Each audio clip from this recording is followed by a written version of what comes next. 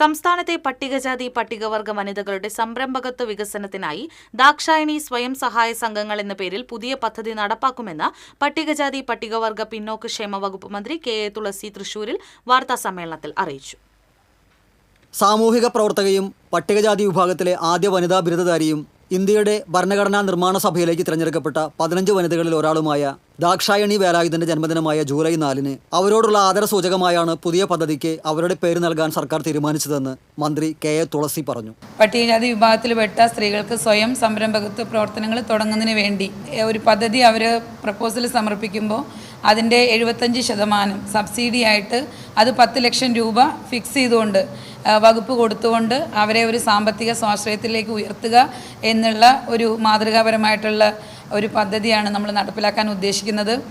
വകുപ്പിൻ്റെ നേതൃത്വത്തിൽ കുറേ വർഷങ്ങളായിട്ട് അല്ലെങ്കിൽ കുറേ കാലങ്ങളായിട്ട് കെട്ടിക്കിടക്കുന്ന ഒരുപാട് പരാതികളുണ്ട്.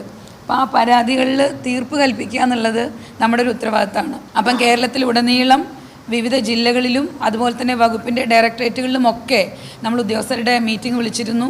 അപ്പം നമ്മുടെ ഒരു അദാലത്ത് നടത്താനായിട്ട് ഉദ്ദേശിക്കുകയാണ് ജൂലൈ 29, 30, 31 തീയതികളിലായിട്ട്.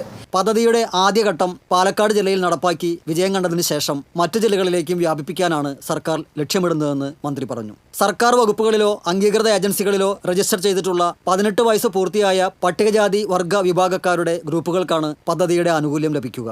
പദ്ധതിയുടെ ആകെ ചെലവിൻ്റെ 75% സർക്കാർ സബ്സിഡിയായി അനുവദിക്കും. പരമാവധി 10 ലക്ഷം രൂപ വരെയാണ് സബ്സിഡി ലഭിക്കുക.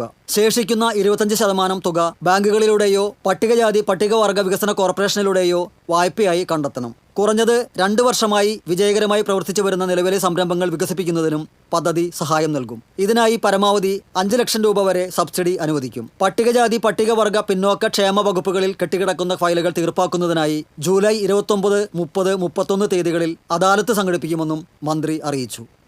TCV തൃശൂർ.